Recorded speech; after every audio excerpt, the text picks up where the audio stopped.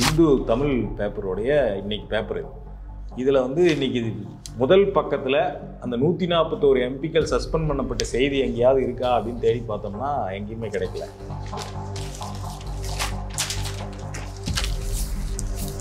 பதினெட்டாவது பக்கத்தில் ஒரு பிட்டு நியூஸாக இருக்குது. 141 எம்பிக்கள் சஸ்பெண்ட் பண்ணப்பட்ட செய்தி எந்தெந்த நியூஸுக்கு ஈக்குவலாக இருக்குதுன்னா, தமிழ்நாட்டை பின்னுக்கு தள்ளி 2வது பெரிய மாநிலமாக உருவெடுத்த உத்தரப்பிரதேசம் அப்படின்னு ஒரு ஃபேக் நியூஸ். ஆமாம், அந்த ஃபேக் நியூஸோட இந்த 141 எம்பிக்கள் வந்து சஸ்பெண்ட் பண்ணப்பட்ட செய்தி ஒரே அளவில் வந்திருக்கு. அதாவது 141ங்கிறத நம்ம எடுத்து பார்த்தோம்னா, லோக்சபாவில் 95 பேர், ராஜ்யசபாவில் 46 பேர். எதிர்கட்சியை சேர்ந்த 46 எம்பிக்களை நீக்கிட்டு இவங்க ராஜ்யசபாவில் இவங்களுக்கு விருப்பப்பட்ட எல்லா மசோதாக்களையும் நிறைவேற்றுவதற்கான வசதியை ஏற்படுத்தினாங்க.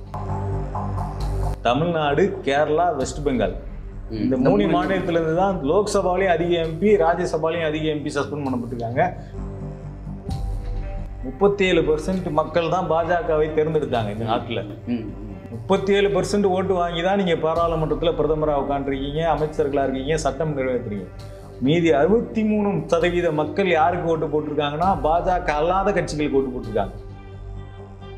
எலெக்ஷன் கமிஷனர்ஸை நியமிக்கிறதுக்கான சட்டம், டெலிகம்யூனிகேஷன் பில்லு, சிஆர்பிசி, ஐபிசி, இந்த 3 பில்லு மேலே விவாதமே நிகழக்கூடாது, நாங்கள் கொண்டு வருவோம், நிறைவேற்றணும்.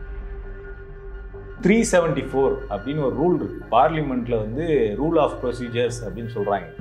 ஒரு இண்டிவிஜுவல் எம்பி இப்போ அவர் வந்து ஒரு தகாத முறையில் நடந்துக்கிறாரு, இல்லை பாராளுமன்றத்துடைய அந்த இது அவமதிக்கிற வகையில் நடந்துக்கிறாரு அப்படின்னா அவரை நேம் பண்ணி அந்த ஒரு இண்டிவிஜுவல் எம்பியை இந்த ரூலை பயன்படுத்தி சஸ்பெண்ட் பண்ணலாம். சேலம் எம்பி எஸ்ஆர் பார்த்திபன் அவையிலே இல்லை, பாராளுமன்றத்தில் அவையிலே இல்லாமல் ஆப்சண்டான எஸ்ஆர் பார்த்திபன் திமுககாரரை சஸ்பெண்ட் பண்ணியிருக்காங்க. யார் இருந்தாலும் இல்லாவிட்டாலும் இந்த கூட்டத்தொடரில் திட்டமிடப்பட்ட மசோதாக்கள் நிறைவேற்றப்படும். இப்படி ஒரு பிரதமர் பேசுறார். யார் இருந்தாலும் இல்லாட்டாலும் பேசுறதுக்கான அதிகாரத்தை இவருக்கு யார் கொடுத்தது? இந்திய வரலாற்றிலேயே இதுவரைக்கும் நடக்காத ஒரு மோசமான சம்பவத்தை வந்து பாஜக அரசாங்கம் பண்ணியிருக்கு. பாராளுமன்ற வரலாற்றிலே இப்படி ஒரு சம்பவம் நடந்ததே கிடையாது. ஒரே கூட்டத்தொடரில், இந்த குளிர்கால கூட்டத்தொடரில் 141 எம்பிக்கள் வந்து சஸ்பெண்ட் பண்ணப்பட்டிருக்காங்க. இது வரைக்கும் இப்படி ஒன்று நடந்ததே கிடையாது வரலாற்றில். இவ்வளவு மோசமான ஒரு சம்பவம் இருக்குல்ல, இந்த சம்பவத்துக்கு சரியான எதிர்வினை இந்த நாட்டில் எழுந்திருக்கா? குறிப்பாக தமிழ்நாட்டில் இது சரியான அளவில் விவாதிக்கப்பட்டிருக்கா அப்படின்னு பார்த்தோம்னா நமக்கு ஒரு ஏமாற்றம் தான் கிடைக்குது. குறிப்பாக தமிழ் செய்திகள் இதில் எப்படியெல்லாம் இந்த விஷயத்தில் வந்து பாஜக வந்து குறுக்கு வழியை பயன்படுத்தி இருக்கு, எதுக்காக இதை பண்ணுச்சு, இது எவ்வளோ மோசமான நடவடிக்கை அப்படின்னு எந்த விவாதம் நடக்கலை. இன்னைக்கு தமிழ் செய்தித்தாள்களை எடுத்து பார்த்தேன் நான். இதுதான் வந்து தலைப்புச் செய்திகள் இருக்கும் அப்படிங்கிற நம்பிக்கையோட. குறிப்பாக இது வந்து இந்து தமிழ் பேப்பருடைய இன்னைக்கு பேப்பர் இதில் வந்து இன்னைக்கு முதல் பக்கத்தில் அந்த 141 எம்பிக்கள் சஸ்பெண்ட் பண்ணப்பட்ட செய்தி எங்கேயாவது இருக்கா அப்படின்னு தேடி பார்த்தோம்னா எங்கேயுமே கிடைக்கல. சரி, இந்த பேப்பரில் எங்கே தான் அந்த நியூஸ் இருக்குது அப்படின்னு தேடி பார்த்தோம்னா,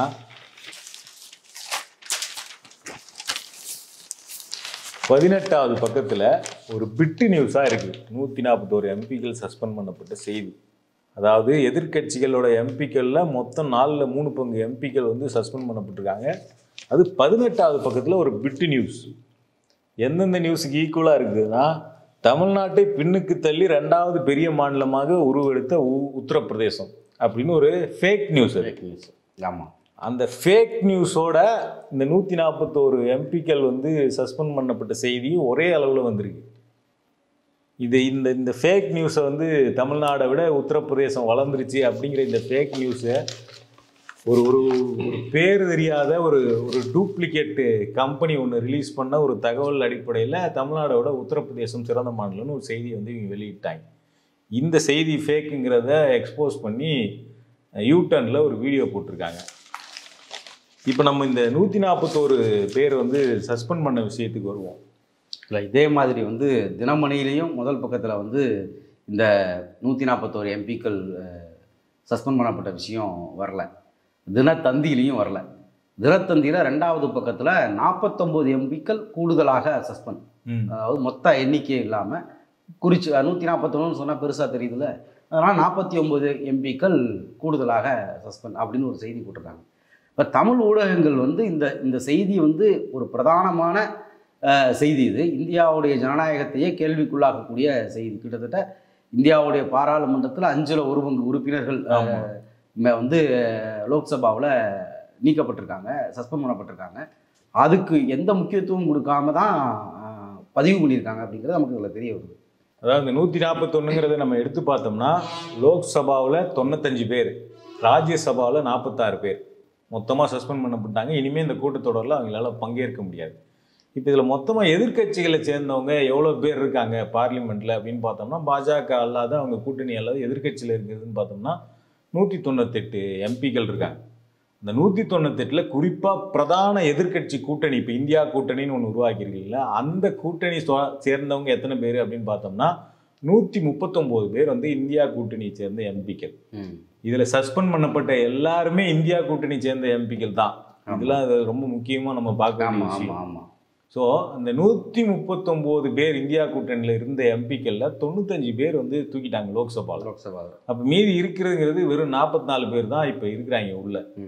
இனிமேல் வந்து மோடி அரசாங்கம் வந்து ஏதாவது ஒரு பில்லு பாஸ் பண்ணாலோ இல்லை உள்ளுக்குள்ளே நடக்கிற விவாதங்கள்லையோ இந்த இந்தியா கூட்டணியை சேர்ந்த எம்பிக்கள் யாரும் பங்கேற்க முடியாது. அவங்களுக்கு இந்த அரசாங்கம் கொண்டு வரக்கூடிய சட்டங்கள் மேலே இருக்கக்கூடிய எதிர்கருத்துக்களை சொல்ல முடியாது.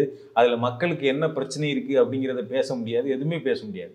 இப்போ இதை வந்து இதில் பார்த்தா ஏற்கனவே வந்து இவங்க ராஜ்யசபாவில் மெஜாரிட்டி இல்லாமல் நிறைய மசோதாக்களை வந்து உங்களுக்கு தோல்வி அடைஞ்சதையும் நம்ம பார்த்தோம். ஆமாம். இப்போ ராஜ்யசபாவில் கிட்டத்தட்ட 46 எம்பிக்கள் வந்து இவங்க சஸ்பெண்ட் பண்ணப்பட்டிருக்காங்க. எதிர்கட்சியை சேர்ந்த 46 எம்பிக்களை நீக்கிட்டு இவங்க ராஜ்யசபாவில் இவங்களுக்கு விருப்பப்பட்ட எல்லா மசோதாக்களையும் நிறைவேற்றுறதுக்கான வசதியை ஏற்படுத்தியிருக்காங்க. இந்த ஆட்சி, இந்த மோடி ஆட்சி, என்டிஏ ஆட்சி அப்படின்னு எடுத்து பார்த்தா ஒவ்வொரு முறையும் இவங்க இந்த சஸ்பென்ஷன் அப்படிங்கிறதுல இவங்க பெரிய சாதனையை வந்து நடத்திக்கிட்டே இருக்காங்க. அதில் வந்து பார்க்குறப்ப ராஜ்யசபாவில் 2022 இவங்க தான் அதிக எம்பிக்களை வந்து சஸ்பெண்ட் பண்ணியிருக்காங்க. இந்த மோடி அரசாங்கம் வந்ததுலேருந்து எடுத்து பார்த்தா 2020 இதே மாதிரி ஒரு 8 பேரை முதல்ல சஸ்பெண்ட் பண்ணுறாங்க. அப்போ போராட்டம்லாம் கூட இதே மாதிரி அதுக்கு முன்னாடி பண்ணாங்க. 2021 12 பேர் அதிகபட்சமாக சஸ்பெண்ட் பண்ணுறாங்க. 2022 23 பேர் சஸ்பெண்ட் பண்ணுறாங்க. அப்படியே ஜம்ப் பண்ணி டபுளாக இப்போ 46 பேர் ராஜ்யசபாவில் இல்லை, எதிர்கட்சியை சேர்ந்தவங்க. நம்ம கடந்த ஒரு மசோதா கூட, அந்த டெல்லி அதிகார மசோதா கூட வந்து ராஜ்யசபாவில் எதிர்கட்சிகள் வந்து அதில் வலுவான எதிர்ப்பை தெரிவித்தாங்க. இந்த இந்தியா கூட்டணி, இதில் கூட்டணியில் இல்லாத மாநில உரிமை பேசக்கூடிய கட்சிகள் கூட இதில் அந்த மசோதாவுக்கு எதிராக இருந்தாங்க. இப்போ 46 எம்பிக்களை வந்து இவங்க எடுத்திருக்கிறதன் மூலமாக இவங்களுக்கு விருப்பப்பட்ட எதை வேணாலும் ரொம்ப எளிதாக நிறைவேற்றிக்கலாம். குறிப்பாக இந்த கூட்டத்தொடரில் அவங்க நிறைவேற்றக்கூடிய மிக முக்கியமான மசோதாவை பார்க்கப்படுறது வந்து இது நாள் வரையில் இந்தியாவில் தண்டனை சட்டங்களாக பார்க்கப்பட்ட ஐபிசின்னு சொல்லக்கூடிய அந்த இந்தியன் பீனல் கோடாக இருக்கலாம், சிஆர்பிசின்னு சொல்லக்கூடிய கிரிமினல் ப்ரொசீஜர் கோடாக இருக்கலாம், இதையெல்லாம் மாற்றிட்டு பிஜேபி புதுசாக ஒரு 3 சட்டங்களை கொண்டு வருது. குற்றங்களுக்கும் தண்டனைகளையும் வரையறுது. இந்த சட்டங்களை வந்து இந்த தொடரில் நிறைவேற்ற போகிறாங்க. ஆமாம். இந்தியாவுடைய வரலாற்றில் சுதந்திர இந்தியாவில் முதல் முறையாக இந்தியன் பீனல் கோடு வந்து மாற்றி நீக்கப்பட்டு புது சட்டம் கொண்டு வரப்படுது. ஆனால் இது சம்பந்தமான இந்த சட்டம் நிறைவேற்றப்படும் போது பாராளுமன்றத்தில் எதிர்கட்சியை சேர்ந்த எம்பிக்களே இல்லை. 3/4 எம்பிக்கள் வந்து சஸ்பெண்ட் பண்ணப்பட்டிருக்காங்க. அப்படிங்கிறது எவ்வளவு மோசமான முக்கியமான செய்தி. விவாதமே இல்லாமல் அமித்ஷா கொண்டு வந்து வாசிக்கணும், அதை அப்படியே நிறைவேற்றிட்டு போகணும் அப்படிங்கிற இடத்துல இருந்து அந்த மசோதாக்கள் வந்து இந்த மசோதாக்களுக்காகவும் இந்த சஸ்பென்ஸை எடுத்து பார்க்கலாம். பாரதிய நியாயா சன்சி என்னவோ ஒரு பேரில் பிஎன்எஸ்னு புரியாத ஒரு மொழியில் சமஸ்கிருதத்தில் அந்த பேரை வச்சு அந்த சட்டமும் நமக்கு புரியாத மாதிரி அவசர கதியில் நிறைவேற்றுறாங்க. சுதந்திர இந்தியாவில் முதல் முறையாக இப்போ தான் நீங்கள் ஐபிசியை நீக்கிட்டு புதுசாக ஒன்று கொண்டு வரீங்க அப்படின்னா இது எத்தனை இடத்துல விவாதிக்கப்படணும்? இது முதல் சமூகத்தில் விவாதத்துக்கு வைக்கப்படணும். குறிப்பாக இங்கே வந்து மனித உரிமை செயல்பாட்டாளர்களுக்கும் தண்டனை சட்டங்களுக்கும் நிறைய தொடர்பு இருக்குது. அவங்களோட இது விவாதிக்கப்படணும், அவங்களோட கருத்துக்கள் கேட்கப்படணும், இதை எப்படி செழுமைப்படுத்தலான்னு கருத்துக்கள் உள்வாங்கப்படணும், சிவில் சொசைட்டி அமைப்புகளோட விவாதிக்கப்படணும். இது வந்து பல்வேறு தரப்பில் எதிர்கட்சிகளோட பார்ட்டிசிபேஷன் இந்த டிராஃப்ட் உருவாக்கத்தில் இருக்கணும். இப்படி எதுவுமே இல்லாமல் அவசர கதியில் ஒரு சட்டத்தை கொண்டு வந்து ஒரு டிராஃப்டை கொண்டு வந்து அதை பாஸ் பண்ணுறதுக்கு எதிர்கட்சிகளை நீக்கிட்டு சஸ்பெண்ட் பண்ணிட்டு பாஸ் பண்ணுற வேலையை பண்ணியிருக்காங்க. பாராளுமன்றத்தில் விவாதமே இருக்கக்கூடாது. இப்போ லோக்சபாவில் அவங்க மெஜாரிட்டியாக அதை நிறைவேற்ற தான் போகிறாங்க. ஆனால் அப்படி நிறைவேற்றுறப்ப விவாதமே இருக்கக்கூடாது அப்படிங்கிற இடத்துல வந்து அவங்க இதை இந்த சஸ்பென்ஷனாகவே பண்ணுறாங்க. ஸோ இந்த 141 எம்பிக்களும் நீக்கப்பட்ட பிறகு இந்த மசோதா நேற்று லோக்சபாவில் பாஸ் பண்ணப்பட்டிருக்கு. அடுத்து ராஜ்யசபாவில் பாஸ் பண்ணுறதுக்கு வெயிட் பண்ணிக்கிட்டு இருக்காங்க. ஸோ இவ்வளோ கொடூரமாக இருக்குது. இன்னொரு பக்கம் இந்த சஸ்பெண்ட் பண்ண எம்பிக்கள் இருக்காங்கல்ல, ஆமாம், அவங்கள எடுத்து பார்த்தோம்னா பெரும்பாலும் எந்த ரீஜியனை சேர்ந்தவங்களா இருக்காங்கன்னா பாஜக அல்லாத மாநிலங்களை சேர்ந்த எம்பிக்கள் எல்லாரும் சஸ்பெண்ட் பண்ணப்பட்டிருக்காங்க. ஆமாம், குறிப்பாக இதில் முதல் 3 இடத்துல லோக்சபாவிலையும் சரி ராஜ்யசபாவிலையும் சரி அதிக எண்ணிக்கையிலான எம்பிக்கள் வந்து எந்தெந்த மாநிலத்திலேருந்து சஸ்பெண்ட் பண்ணப்பட்டிருக்காங்கன்னா தமிழ்நாடு, கேரளா, வெஸ்ட் பெங்கால், இந்த 3 மாநிலத்திலேருந்து தான் லோக்சபாலையும் அதிக எம்பி, ராஜ்யசபாலையும் அதிக எம்பி சஸ்பெண்ட் பண்ணப்பட்டிருக்காங்க. இது இல்லாமல் காங்கிரஸோட அவங்க அலையன்ஸில் இருக்க மற்ற கட்சிகளை சேர்ந்தவங்களும் சஸ்பெண்ட் பண்ணப்பட்டிருக்காங்க. குறிப்பாக தமிழ்நாட்டில் மொத்தம் 39 எம்பியில் 29 எம்பி சஸ்பெண்ட் பண்ணப்பட்டாங்க. அதாவது தமிழ்நாட்டு மக்களால், பெரும்பான்மையான மக்களால் வாக்களித்து அனுப்பப்பட்ட 29 எம்பிக்கள் வந்து இப்போ இந்த சட்டங்கள் நிறைவேற்ற போகிற இந்த சட்டங்களுடைய விவாதங்களில் தமிழ்நாட்டுடைய பிரதிநிதித்துவமே இல்லாமல் நிறைவேற்ற போகிறாங்க. எந்த விதமான விவாதமும் இல்லை. தமிழ்நாட்டு இவ்வளவு பேர் இருக்கும், 6 கோடி 7 கோடி மக்கள் இருக்கக்கூடிய ஒரு மாநிலத்தில் அவங்களுடைய கருத்தையே வந்து அதன் மேலே விவாதமே வைக்கிறத கூட முழுமையாக நிராகரித்து நிறைவேற்றுறாங்க. அதாவது ஒரு எம்பி அப்படிங்கிறவர் யாருன்னா அவர் எதுவும் வானத்துலேருந்து குதிச்சவர் கிடையாது. எம்பிங்கிறவரை எதுக்காக பாராளுமன்றத்துக்கு அனுப்புகிறாங்கன்னா பாராளுமன்றத்தில் ஏதோ ஒரு சட்டம் நிறைவேற்றப்படும் போதோ இல்லை ஏதோ ஒரு மசோதா நிறைவேற்றப்படும் போதோ ஏதோ ஒரு புது விவாதம் நடக்கும் போதோ அவருடைய தொகுதி மக்களுடைய கருத்தா அவர் பேசுவார் பார்லிமெண்ட்ல. அதனாலதான் அவர் வந்து பார்லிமெண்ட்டுக்கு அனுப்பப்படுறாரு. எம்பின்னு ஒருத்தர் தேர்ந்தெடுத்து அனுப்புறதுக்கான கான்செப்டே ஒரு தொகுதிக்கு 15 - 20 லட்சம் மக்கள் இருக்காங்க எம்பி தொகுதி. ஆமா, அப்போ ஒரு எம்பிங்கிறவர் 15 - 20 லட்சம் மக்களுடைய குரல் பாராளுமன்றத்துல. ஆமா, அப்ப இன்னைக்கு நீங்க வந்து தமிழ்நாட்டுல 29 எம்பியை வந்து நீக்கிட்டீங்க. 29 தொகுதி மக்களுடைய குரலை வந்து பாராளுமன்றத்துல இருந்து வெளியேற்றிருக்கீங்க. நீங்க எந்த அறிவிப்பும் இல்லாம போற போக்குல ஒரு ரூல்ஸை காரணமா காட்டி 141 எம்பி மொத்தமா இந்தியா முழுக்க நீங்க சஸ்பெண்ட் பண்ணியிருக்கீங்கன்னா கிட்டத்தட்ட இது லோக்சபாலையும் ராஜ்யசபாலையும் சேர்த்து ஒரு ராஜ்யசபா எம்பி அப்படிங்கிறவரு கிட்டத்தட்ட ஒரு 40 லட்சம் மக்களுடைய ஒரு ரெப்ரசன்டேட்டிவ் மாதிரி அவரோட கணக்கு, அவர் தேர்ந்தெடுக்கப்படுற விகிதத்தை வச்சு பார்த்தோம்னா அப்போ இன்னைக்கு மொத்தமாக இந்த 141 எம்பிக்கள் அப்படிங்கிறவங்க இந்தியாவில் ஒரு 19 - 20 கோடி மக்களுடைய குரல். ஆமாம், 20 கோடி மக்கள் அவங்களுடைய விருப்பத்தை பேசுறதுக்கு தேர்ந்தெடுத்து அனுப்பின பிரதிநிதியை அவங்களுடைய பேச்சுரிமையை மறுத்து நீங்கள் வந்து சஸ்பெண்ட் பண்ணி அனுப்பிச்சிருக்கீங்க. எதுக்காக சஸ்பெண்ட் பண்ணீங்க? அது காரணம் ரொம்ப முக்கியமானது. ஏதோ வந்து அவங்க எல்லாருமே வந்து ஏதோ ஒஸ்ட்டாக பிஹேவ் பண்ணாங்க அப்படிலாம் ஏதோ இருந்ததுன்னா அப்படிலாம் ஒன்றும் கிடையாது. பாராளுமன்றத்துக்குள்ளே ஒரு ஒரு எதிர்பாராத சம்பவம் ஒன்று நடக்குது. 2 பேர் வந்து உள்ளே பூந்துடுறாங்க பாராளுமன்றத்தில். அந்த புகை இந்தியாவுடைய பாராளுமன்றத்துடைய பாதுகாப்பு கேள்விக்குள்ளாகிற மாதிரியான ஒரு நிகழ்வு நடக்குது. அந்த நிகழ்வுக்கு இவங்க என்ன சொல்கிறாங்கன்னா ரொம்ப ஒரு ப்ராப்பரான டிமாண்ட் வைக்கிறாங்க. ஹோம் மினிஸ்டர், இந்தியாவுடைய பாதுகாப்புக்கு பொறுப்பானவர் அவர் தான். அவர் வந்து பார்லிமெண்ட்டில் ஸ்டேட்மெண்ட் கொடுக்கணும் அப்படின்னு சொல்கிறாங்க. இன்னொன்று பிரைம் மினிஸ்டர் பேசணும் பார்லிமெண்ட்டில். இது சம்பந்தமான கேள்வி நேரம் விவாதம் நடத்தப்படணுங்கிறாங்க. ஆமாம். ஸோ இந்தியாவினுடைய பாராளுமன்றத்தினுடைய பாதுகாப்பு கேள்விக்குள்ளாகப்பட்டிருக்கு. அவங்க ஏதோ ஒரு புகை இதை போட்டதுனால அது வந்து ஒரு சாதாரண விஷயமா கடந்துருச்சு. அந்த புகை குண்டுக்கு பதிலாக வேற ஒரு ஆயுதத்தையோ இல்லை வேற எதையோ ஒன்று கையில் எடுத்துகிட்டு போயிருந்தாங்கன்னா இன்னைக்கு இந்தியாவின் பாதுகாப்பு வேற. ஆமாம். அப்போ அப்படிப்பட்ட ஒரு சீரியஸான நிகழ்வுக்கு விவாதம் வேணும்னு கேட்குறாங்க. இதை கேட்டதுக்காக 141 பேர் வந்து சஸ்பெண்ட் பண்ணுறாங்க. ஆமாம். இதில் இன்னொன்று என்ன அப்படின்னா, நீங்கள் சொன்ன மாதிரியே ஒரு 15 லட்சம் மக்களுடைய பிரதிநிதி ஒரு எம்பி அப்படிங்கிறது ஒன்று. அதிகமாக ஒரு 3 மாநிலம், 3மே வந்து இந்தியாவில் வேறு வேறு பகுதிகளில் இருக்கக்கூடிய வேறு மொழி பேசக்கூடிய மக்கள். ஒன்று மேற்கு வங்கமாக இருக்கலாம், கேரளாவாக இருக்கலாம், தமிழ்நாடாக இருக்கலாம். இப்போ இந்த மொழி பேசக்கூடிய மக்களுடைய பிரதிநிதித்துவம் கிட்டத்தட்ட உத்தரப்பிரதேசத்துலேருந்து வந்த ஒரு 80 எம்பி, மத்திய பிரதேசத்தில், ராஜஸ்தானில், குஜராத்லேருந்து வரக்கூடிய ஒரு 30-40 எம்பிக்களோட இருக்கக்கூடிய ஒரு மட்டுமே வச்சு ஒரு சட்டத்தை நிறைவேற்றுவீங்க. வேறு மொழி பேசக்கூடிய தமிழ் மொழியாக இருக்கலாம், மலையாளமாக இருக்கலாம், வங்காளமாக இருக்கலாம், இதெல்லாம் பேசக்கூடியவங்களுடைய எந்த உரிமையும் இந்தியாவுடைய ஜனநாயகத்துக்குள்ளே கொடுக்கப்பட்ட உரிமையையும் மறுக்கிற தன்மை தான் அவங்க பண்ணுறாங்க. கரெக்ட். இன்னைக்கு இந்த பாரதிய குற்றச்சட்டம்னு ஒன்று நிறைவேற்றுறாங்கல்ல, இது வந்து ஏதோ வந்து அன்னைக்கு உள்ள எந்தெந்த எம்பிக்கள் இருக்காங்களோ குஜராத்துக்கு மட்டும் இது பொருந்து போகிறது கிடையாது, மத்திய பிரதேசத்துக்கு மட்டும் பொருந்து போகிறது கிடையாது, உத்தரப்பிரதேசத்துக்கு மட்டும் பொருந்து போகிறது கிடையாது, தமிழ்நாட்டுக்கும் இது வந்து இந்த குற்றச்சாட்டம் பொருந்த போகுது. ஆனால் தமிழ்நாடு எம்பிக்களுடைய பார்ட்டிசிபேஷன் இந்த மசோதாவை கொண்டு வர்றதுல இருக்கான்னு கேட்டோம்னா இல்ல. ஆமா, விவாதத்திலே இல்ல. இது மாற்று கருத்து வைக்கிறதுல கூட இல்ல. இது எவ்வளவு பெரிய ஒரு ஜனநாயக மீறல். ஆமா. அப்ப தமிழ்நாடுனுடைய வாய்ஸ் அப்படிங்கிறது பாராளுமன்றத்திலிருந்து நீக்கப்பட்டிருக்கு.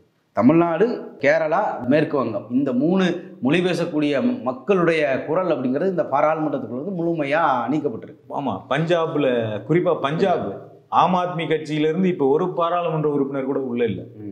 ஸோ இப்படி யாரெல்லாம் பாஜகவை எதிர்க்கிறாங்களோ எல்லா எம்பிக்களையும் வந்து நீக்கியிருக்காங்க, இடைநீக்கம் பண்ணியிருக்காங்க. இப்போ பொதுவாக ஒரு பாராளுமன்றத்தில் ஒரு விவாதம் கேட்டோ இல்லை ஒரு விஷயத்தின் மேலே மாற்று கருத்து இருக்கும்போதோ அதை எதிர்த்து வந்து எம்பிக்கள் குரல் கொடுக்கறது, அதை எதிர்த்து சண்டை போடுறது, அதை எதிர்த்து ஒரு கூச்சல் குழப்பம் வந்து பாராளுமன்ற அவையில் நடக்கிறது அப்படிங்கிறது இந்திய பாராளுமன்றத்துக்கு புதுசு கிடையாது. ஆமாம், இது எல்லா காலகட்டத்திலுமே நடந்திருக்கு. பல முறை வந்து பாராளுமன்ற அவைகள் ஒத்திவைக்கப்பட்டதுன்னு நியூஸ்ல நம்ம பார்த்துருப்போம். ஆமாம், எக்கச்சக்கமான முறை கூச்சல் ஒத்திவைக்கப்பட்டதுன்னு செய்திகள்ல எக்கச்சக்க முறை வந்திருக்கு. எதிர்கட்சியா இருந்தப்ப பாஜகவும் இதை பல முறை பண்ணியிருக்கு, பெரும்பாலான முறை பண்ணியிருக்கு. பாஜக காங்கிரஸ் ஆட்சியில் இருந்தப்ப காங்கிரஸ் வந்து ஒரு பெரும்பான்மை எம்பிக்களை வச்சு இல்லாத கூட்டணி ஆட்சி நடத்திட்டு இருந்ததுனால பாஜக அதை ஒரு வாய்ப்பா பயன்படுத்தி எத்தனையோ முறை பாராளுமன்றத்தை நடக்க விடாம ஸ்தம்பிக்க வச்சிருக்கு. ஆமா, ஸோ அப்போலாம் இவங்க சஸ்பென்ஷன் இறங்கி இருந்தாக்கா பாஜக எம்பிக்கள் ஒரு முறை கூட உள்ள இருந்திருக்க முடியாது. ஸோ இதெல்லாம் புதுசு கிடையாது பாராளுமன்றத்துக்கு. இதை வந்து அவையை ஒத்தி வச்சுட்டு திருப்பி நடத்தலாம், இல்லை அவங்க கூப்பிட்டு ஒரு பேச்சுவார்த்தை நடத்தலாம், நம்ம என்ன பண்ணலாம்னு சொல்லிட்டு. இப்படி எந்த ஜனநாயக வழிமுறையுமே இல்லாமல் ஒரு விவாதம் கேட்டதுக்காக, ஹோம் மினிஸ்டர் பேசணும், ஸ்டேட்மெண்ட் கொடுக்கணும்னு சொன்னதுக்காக 140 எம்பிக்களை வந்து சஸ்பெண்ட் பண்ணுற கொடுமை வந்து வேற எந்த நாட்டிலையும் நடக்காது. கண்டிப்பாக. இன்னொன்று இதை வந்து அவங்க வந்து ஒரு நடைமுறையாகவே அவங்க வச்சுருக்காங்க. 2022 இவங்க வந்து எம்பிக்கள் சஸ்பெண்ட் பண்ணுறாங்கல்ல அதிகமாக. அப்போவே என்ன சொல்கிறாங்க அப்படின்னா, இந்தியாவுடைய வரலாற்றில் இது வரைக்கும் பாராளுமன்ற சஸ்பென்ஷனில் வந்து 170% வந்து அதிகரிச்சிருக்கு. 2022 சஸ்பெண்ட் பண்ணப்பட்ட இதே மாதிரி பாஜக சஸ்பெண்ட் பண்ண காலகட்டத்திலேயே இந்தியாவுடைய தேர்தல் வரலாற்றில், பாராளுமன்ற வரலாற்றில் 170% வந்து எம்பிக்களை வந்து அதிக சஸ்பெண்ட் பண்ணுறது வந்து இந்த ஆட்சியில் நடக்குது. அதுவும் கம்பேரிசன் 2004 to 2014 அந்த யூபிஏ அரசாங்கத்தோட கம்பேர் பண்ணும்போது இது இவ்வளவு அதிகமாக வந்து சஸ்பென்ஷனின் வழியாகவே ஒரு பாராளுமன்றத்தை நடத்துறது, எம்பிக்களை இடைநீக்கம் செய்து பாராளுமன்றத்துடைய அவைகளில் பங்கெடுக்க விடாமல் செஞ்சுட்டே ஒரு இதை நடத்துறது வந்து இவங்க ஒரு வழக்கமாகவே வச்சுருக்காங்க. அப்படிங்கிறத வந்து அப்போவே 2022 ஊடகவியலாளர்கள், எதிர்க்கட்சி தலைவர் ப. சிதம்பரம் மாதிரியானவங்கள்லாம் அப்போவே பேசியிருக்காங்க. இப்போ பார்த்தா அதை விட பல மடங்கு அதிகமாக இதுவரைக்கும் இல்லாத ஒரு பெரிய எண்ணிக்கையில் சஸ்பெண்ட் பண்ணியிருக்காங்க. பாராளுமன்ற ஜனநாயகம் அப்படிங்கிறத விரும்பவே இல்லை பாஜக. அப்படிங்கிறது தான் இந்த எம்பிக்களுடைய சஸ்பென்ஷன் நடக்கிறது அப்படிங்கிறத நமக்கு காட்டுது. பாராளுமன்றம் அப்படிங்கிறது என்ன? பாராளுமன்றம்ங்கிறது ஒரு சட்டம் நிறைவேற்ற, விவாதிக்கிற, மக்களுடைய பிரச்சனைகளை விவாதிக்கக்கூடிய ஒரு மன்றம். அந்த மன்றம்ங்கிறது ஆளுங்கட்சிக்கு மட்டுமானதா? இல்லை. இங்கே சட்டம் இயற்ற அதிகாரங்கிறது, சட்டம் இயற்றக்கூடிய பவர் ஒன்றும் ஆளுங்கட்சிகிட்ட இருக்கே தவிர அதை சட்டத்தை வந்து அவங்க நினைச்சதெல்லாம் சட்டமாக்க முடியாது. பாராளுமன்றம் அப்படிங்கிறது மக்கள் ஆளுங்கட்சியும் தேர்ந்தெடுத்து அனுப்புறாங்க, எதிர்கட்சியும் தேர்ந்தெடுத்து அனுப்புறாங்க. அதுல நீ பெரும்பான்மையா ஓட் ஷேர் வாங்கியிருக்குங்கிறதுனால ஏதோ அந்த கட்டடம்ங்கிறது உங்களுக்கானதுன்னு நினைச்சிக்க கூடாது. கட்டடம்ங்கிறத தாண்டி அதில் இருக்கக்கூடிய எல்லா வாய்ப்புகளும் அவங்களுக்கு வாழணும்னு நினைச்சுக்கூடாது. அப்படி லோக்சபாவில் வந்து அதிக எண்ணிக்கையில் வந்ததுனாலேயே சட்டங்களை நிறைவேற்றிடக்கூடாது அப்படிங்கிறதுக்காக தான் ராஜ்யசபாங்கிற சட்டப்பே இருக்கு. அது வேற வடிவத்தில் அதுக்கான எம்பிக்களை கொண்டு வர்றாங்க.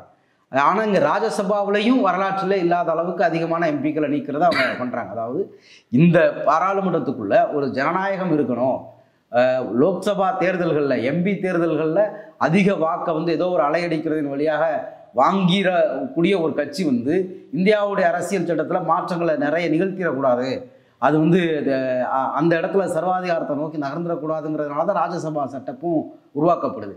அதுலேயும் இவங்க 46 எம்பிக்களை சஸ்பெண்ட் பண்ணிட்டு ஜனநாயகத்தில் பங்கேற்பே இல்லாமல், எதிரிகள் வேற யாருமே பங்கேற்பு இல்லாத ஒரு இடத்த நோக்கி நகர்த்துறாங்க. இன்னொன்று, நீங்கள் இவங்க 2019 பாஜக ஜெயிச்சப்ப இவங்க ஓட்டு எவ்வளோ வாங்கினாங்க? ஓட் பர்சன்டேஜ் 37% மக்கள் தான் பாஜகவை தேர்ந்தெடுத்தாங்க இந்த நாட்டில். மீதி 63% மக்கள் பாஜகவுக்கு வாக்களிக்கல இந்த நாட்டில். 37% ஓட்டு வாங்கி தான் நீங்கள் பாராளுமன்றத்தில் பிரதமராக உட்காந்துருக்கீங்க, அமைச்சர்களாக இருக்கீங்க, சட்டம் நிறைவேற்றுறீங்க. மீதி 63% மக்கள் யாருக்கு ஓட்டு போட்டிருக்காங்கன்னா பாஜக அல்லாத கட்சிகளுக்கு ஓட்டு போட்டிருக்காங்க. அவங்கள தான் இன்னைக்கு நீங்க வெளியேற்றிருக்கீங்க. அவங்க தான் பெரும்பான்மை பாராளுமன்றத்துல. ஆமா, அவங்க மக்கள் தேர்ந்தெடுக்கப்பட்டதுல 63% மக்களால் தேர்ந்தெடுக்கப்பட்ட கட்சிகளை சேர்ந்த எம்பிக்களை தான் நீங்க வெளியேற்றிருக்கீங்க. ஆமா, இது மிகப்பெரிய அத்துமீறலா இங்க நடந்துகிட்டு இருக்கு. நாடாளுமன்றம்ங்கிற கான்செப்டை நீங்க நாசமாக்கிட்டு இருக்கீங்க அப்படிங்கிறது தான் நம்ம இந்த சஸ்பென்ஷன் மூலமா பார்க்க வேண்டியிருக்கு. ஏன்னா எதிர்கட்சிகள் தான் மக்களோட பிரச்சனைகளை விவாதிக்க போறாங்க. அவங்க இல்லாம நீங்க சட்டத்தை நிறைவேற்றுறதுங்கிறது மக்களோட கருத்து பாராளுமன்றத்துல வரக்கூடாதுன்னு நீங்க நினைக்கிறீங்கிறதோடைய வெளிப்பாடு தான் அது. கண்டிப்பா RSS உடைய கருத்து, இவங்களுடைய அஜெண்டா, பாரதிய ஜனதாவுடைய அஜெண்டா, இந்த ரெண்டையும் தாண்டி விவாதிக்கிறதுக்கே தயாராக இல்லை அப்படிங்கிற இடம் தான் இதில் பெரிய கேள்வி. பாரு, லோக்சபாவில் நீங்கள் நிறைவேற்ற தான் போறீங்க, உங்கள்ட்ட மெஜாரிட்டி இருக்க தான் செய்யுது. ஆனால் அதில் விவாதமே நிகழக்கூடாது. இந்த 3 பில்லு அவங்க சொல்கிறாங்க, கீ பில்ஸ்ன்னு சொல்கிறாங்க. அந்த 3 பில்லின் மேலும் இந்த சட்டங்களின் மீது விவாதமே நடந்துடக்கூடாது. எலெக்ஷன் கமிஷனர்ஸை நியமிக்கிறதுக்கான சட்டம், டெலிகம்யூனிகேஷன் பில்லு, நீங்கள் சொன்ன அந்த CRPC, IPC, இந்த 3 பில்லு மேலே விவாதமே நிகழக்கூடாது. நாங்கள் கொண்டு வருவோம், நிறைவேற்றணும். இந்த இடம் யாருமே பேசக்கூடாது, நாங்கள் சொல்கிறத எல்லாரும் கேட்குறோங்கிற அந்த உத்தரவு மட்டுமே போடக்கூடிய ஒரு இடத்துக்கு, பாராளுமன்றத்தையே மாற்றுற இடத்துக்கு அவங்க நகர்றாங்க. இன்னொன்று, இந்த எம்பிக்களை சஸ்பெண்ட் பண்ணது இருக்குல்ல, இது எந்த ரூல் படி நடக்குது அப்படின்னு பார்த்தோம்னா, இதுக்கு முன்னாடி ஃபார்மர் பார்லிமெண்ட்டுடைய லோக்சபாவுடைய ஜெனரல் செக்ரட்டரியாக இருந்த PDT ஆச்சாரி என்ன சொல்கிறாருன்னா, ரூல் 374 அப்படின்னு ஒரு ரூல் இருக்குது பார்லிமெண்ட்டில், ரூல் ஆஃப் ப்ரொசீஜர்ஸ் அப்படின்னு சொல்கிறாங்க. அந்த ரூல் படி தான் இப்போ ஒரு எம்பியை சஸ்பெண்ட் பண்ணுறதுக்கான அதிகாரம் பார்லிமெண்ட்டுக்கு இருக்குது. அதில் என்ன சொல்கிறாங்கன்னா, லோக்சபாவுடைய ஸ்பீக்கர் என்ன பண்ணலான்னா, ஒரு இண்டிவிஜுவல் எம்பி, இப்போ அவர் ஒரு தகாத முறையில் நடந்துக்கிறாரு, இல்லை பாராளுமன்றத்துடைய அந்த இது அவமதிக்கிற வகையில் நடந்துக்கிறாரு அப்படின்னா, அவரை நேம் பண்ணி அந்த ஒரு இண்டிவிஜுவல் எம்பியை இந்த ரூலை பயன்படுத்தி சஸ்பெண்ட் பண்ணலாம். இந்த சட்டம், இந்த ரூலே எதுக்காக உள்ள வைக்கப்பட்டிருக்குன்னா, யாராவது ஒரு எம்பி தவறுதலாக நடந்துக்கிறதுக்கு வாய்ப்பு இருக்கு, பாராளுமன்ற அவையை அவமதிக்கிறதுக்கு வாய்ப்பு இருக்கு. அப்ப அவரை பாராளுமன்ற அவர் உள்ள இருக்கிறதுங்கிறது மொத்த பார்லிமெண்ட்டுக்கும் டிஸ்டர்பன்ஸ். அப்ப என்ன பண்ணலாம்னா, அந்த ஒரு நபரை பின் பாயிண்ட் பண்ணி, நீங்க சஸ்பெண்ட் பண்ண போறோம், நீங்க போயிட்டு அடுத்த கூட்டத்தொடருக்கு வாங்க அப்படின்னு சொல்லலாம். இதுக்காக தான் இந்த சட்டத்தை ரூலே வச்சிருக்காங்க. ஆனா இந்த ரூலை பாஜக எதுக்கு பயன்படுத்தி இருக்கு அப்படின்னா, மாசா சஸ்பெண்ட் பண்றாங்க. மாசா சஸ்பெண்ட் பண்றதுக்கான ஒரு காரணத்துக்காகவே இந்த ரூல் உருவாக்கப்படலை. ஒவ்வொரு எம்பியையும் நேம் பண்ணி, இந்த காரணத்துக்காக உங்களை சஸ்பெண்ட் பண்றோம் அப்படின்னு இண்டிவிஜுவல் நடவடிக்கைகளுக்காக சஸ்பெண்ட் பண்றதுக்கு தான் இந்த ரூலை வச்சிருந்தாங்களே தவிர, மாசா எதிர்கட்சிகள் எல்லாம் வெளியேற்றுறதுக்கான ஒரு டூலா இதை பயன்படுத்திக்கிறதுக்காக இந்த ரூல் உருவாக்கப்படலை அப்படின்னு பாராளுமன்ற லோக்சபாவுடைய முன்னாள் ஜெனரல் செக்ரட்டரி PDT ஆச்சாரி சொல்றாரு. இது ரொம்ப கொடூரமா இருக்கு இதை கேட்கறதுக்கே. இதுக்கு முன்னாடி ஒரு முறை இப்படி நடந்திருக்கு. அது எப்பன்னா 1989 ராஜீவ்காந்தி டைம்ல என்ன பண்ணியிருக்காங்கன்னா, ஒரு 63 எம்பிக்களை சஸ்பெண்ட் பண்ணியிருக்காங்க அப்படின்னு சொல்றாரு. அது எப்படி நடந்தது அப்படின்னு சொல்றாருன்னா, கிட்டத்தட்ட வார கணக்குல பாராளுமன்றம் நடக்காம முடங்கியிருக்கு. விவாதங்கள் கூச்சல்ல வார கணக்குல முடங்கியிருக்கு. அந்த சமயத்துல என்ன நடந்திருக்குன்னா, 3 நாளைக்கு 63 எம்பிக்களை சஸ்பெண்ட் பண்ணியிருக்காங்க. அதுவே தவறு தான். ஆமா, அதுவே பாராளுமன்ற ஜனநாயகத்துக்கு எதிரான செயல் தான். அதுக்கே இங்க கண்டனங்கள் வந்திருக்கு. ஆமா, ஆனா அந்த 63 லோக்சபா, அதுக்கே இங்க கண்டனங்கள் எழுந்திருக்கு. 3 நாள் சஸ்பெண்ட் பண்ணதுக்கே. இங்க என்ன நடந்திருக்குன்னா, கூட்டத்தொடர் முழுக்க சஸ்பெண்ட் பண்றாங்க. இனிமே இந்த கூட்டத்தொடரில் நீங்க பங்கேற்கவே முடியாது. இப்போ கூட்டத்தொடர் முழுக்கவே நீங்க சஸ்பெண்ட் பண்றீங்க அப்படிங்கிறது ரொம்ப ஒரு கற்பனை கேட்டாத. இந்த ரூல் எதுக்காக உருவாக்கப்பட்டதோ அதுக்கு அகைன்ஸ்டா இந்த நடவடிக்கை அமைஞ்சிருக்கு. இது ரொம்ப மோசமானது அப்படின்னு அவர் சொல்றாரு. இதுல அவையில தகாத முறையில் நடந்த, அவைக்கு தொந்தரவு ஏற்படுத்துற மாதிரி இருக்கக்கூடிய எம்பிக்களை பாயிண்ட் அவுட் பண்ணி சஸ்பெண்ட் பண்ணக்கூடியதுக்காக தான் இந்த ரூலு. ஆனா சேலம் MP SR பார்த்திபன் அவையிலே இல்லை. பாராளுமன்றத்துல அவையிலே இல்லாம ஆப்சண்டான SR பார்த்திபன் திமுக காரரை சஸ்பெண்ட் பண்ணியிருக்காங்க. இதுதான் இவங்களுடைய அப்போ நோக்கமே. வந்துட்டாங்க, திமுகவில் ஒரு 20 பேரை சஸ்பெண்ட் பண்ணணும், திரிணாமுல் காங்கிரஸில் ஒரு 15 பேரை சஸ்பெண்ட் பண்ணணும் அப்படிங்கிற நோக்கத்தோடே வாயில் வந்த பேரெல்லாம் வரிசையாக சொல்லி சஸ்பெண்ட் பண்ணிட்டாங்க. அதுதான் இதில் தெளிவாக தெரியுது. இதை நடத்தி முடிச்சதுக்கப்புறம் மோடி ஒரு ஸ்பீச் கொடுத்துருக்காரு. அதுதான் அதில் மெயின்.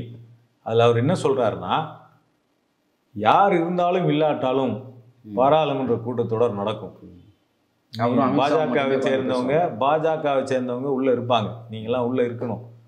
யார் இருந்தாலும் இல்லாவிட்டாலும் இந்த கூட்டத்தொடரில் திட்டமிடப்பட்ட மசோதாக்கள் நிறைவேற்றப்படும்.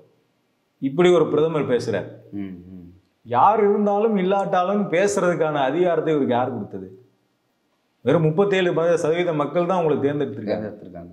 63% மக்கள் உங்களை நிராகரிச்சிருக்காங்க. அப்ப யார் இருந்தாலும் இல்லாட்டாலும் சட்டம் நிறைவேறும் சொல்லக்கூடிய அதிகாரத்தை உங்களுக்கு யார் கொடுத்தது? ஒரு 4 மாநிலத்துல தான் அந்த 37% அவங்க வாங்கியிருப்பாங்க. பரந்துபட்ட இந்தியா கூட அவங்களை தேர்ந்தெடுக்கல. திட்டமிட்டு இந்த சஸ்பென்ஷனை வந்து நடத்தியிருக்காங்கிறது தான் மோடியுடைய இந்த அதிகார ஸ்பீச்ல இருந்து தெரியுது. பார்லிமெண்ட்ல ஒரு செக்யூரிட்டி பிரீச் நடந்திருக்கு, அதை பத்தி பேசுங்க, அதுக்கு பதில் சொல்லுங்கன்னா அதை வந்து என்ன சொல்றாருன்னா சாதாரணமா கிடக்குறாப்புல. அதுல யாராவது ஒருத்தர் இஸ்லாமியரா இருந்தா இவங்களே அவைய முடக்கிறாங்க. இவங்க வரலாற்றுல ஆளுங்கட்சிக்காரங்க அவைய முடக்குனதெல்லாம் இவங்க வரலாறுல இருக்கு. அதை பத்தி விவாதம் நடத்துங்கன்னு கேட்டா செக்யூரிட்டி பிரீச்சை எதிர்கட்சிகள் ஆதரிக்கிறாங்கன்னு ட்விஸ்ட் பண்ணி விடுறாங்க. பிஜேபியை சேர்ந்தவங்க இன்னொரு ட்விஸ்ட் என்ன பண்றாங்கன்னா, இந்த பார்லிமெண்ட்ல எம்பிக்கள்லாம் சஸ்பெண்ட் பண்ணதுக்கு அப்புறம் வெளில உட்காந்து போராட்டம் நடத்துறாங்க. போராட்டம் நடத்தும் போது அதுல ஒரு எம்பி, திரிணாமுல் காங்கிரஸ் சேர்ந்த ஒரு எம்பி வந்து இந்த ராஜ்யசபாவுடைய ஸ்பீக்கர் இருக்காருல்ல, ஆமா, அவரை மாதிரி மிமிக்ரி பண்ணி அதை அவரோட எதிர்ப்பை வந்து தெரிவிக்கிறார் அந்த கூட்டத்துல. அதை எடுத்துக்கிட்டு இவங்க என்ன பண்றாங்கன்னா, அந்த ராஜ்யசபாவோட ஸ்பீக்கர், இந்தியாவுடைய வைஸ் பிரசிடென்ட், அவர் வந்து ஒரு விவசாயி, அவர் ஒரு ஜாட்டு சமூகத்தை சேர்ந்தவர், அந்த சமூகத்தையே இவங்க வந்து கொச்சப்படுத்துற மாதிரி எதிர்கட்சிகள்லாம் பண்ணியிருக்காங்க. இந்தியா ராஜஸ்தான் இதை வச்சு ஓட்டு வாங்க பாக்குறாங்க.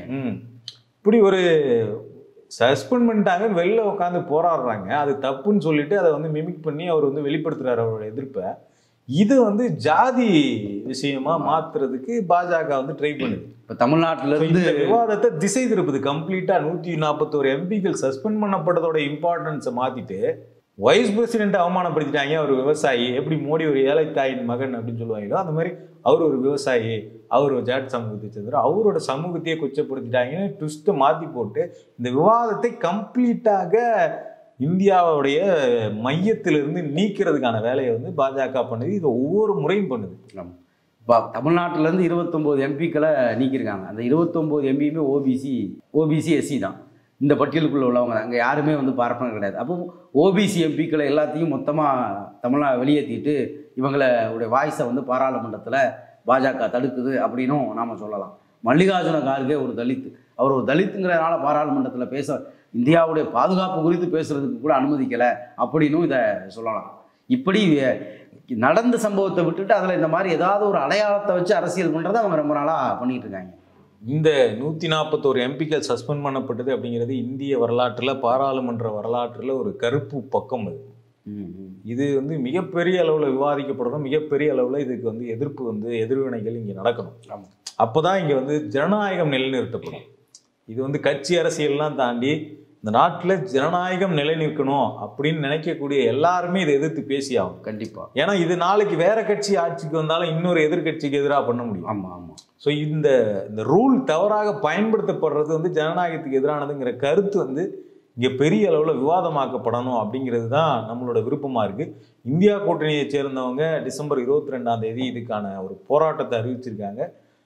இது வந்து அந்த கூட்டணி, அந்த கட்சி அரசியல் இதுக்குள்ளே மட்டும் முடங்கிடாமல் ஜனநாயகம் குறித்த விவாதமாக இது வந்து பெரிதாகணும், இது நடக்கணும் அப்படிங்கிறது தான் நம்மளோட விருப்பம். இப்போ இந்த தேர்தல், வரக்கூடிய தேர்தலில் கூட பாராளுமன்றத்திலிருந்து பல்வேறு மாநிலம் மொழி பேசக்கூடிய மக்களுடைய பிரதிநிதித்துவத்தை வந்து மொத்தமாக நீக்கியிருக்காங்க அப்படிங்கிறது வந்து அந்தந்த மாநில மக்களுக்கு முதல்ல கொண்டு போய் சேர்க்கணும். இப்போ தமிழ்நாட்டிலேருந்து போன எம்பிக்களில் 3ல் நீங்கள் சொன்ன மாதிரி 40ல் 30 பேர் இல்லை, 39 பேரில் 29 பேர் இல்லை. ஆனால் தமிழ்நாட்டு பத்திரிகைகள் அதை செய்தியாகவே பிரதானப்படுத்தலை. வெட்டு நியூஸ் போட்டிருக்காங்க. அப்படி இருக்கக்கூடிய காலகட்டத்தில் இதை வந்து மைய விவாதம்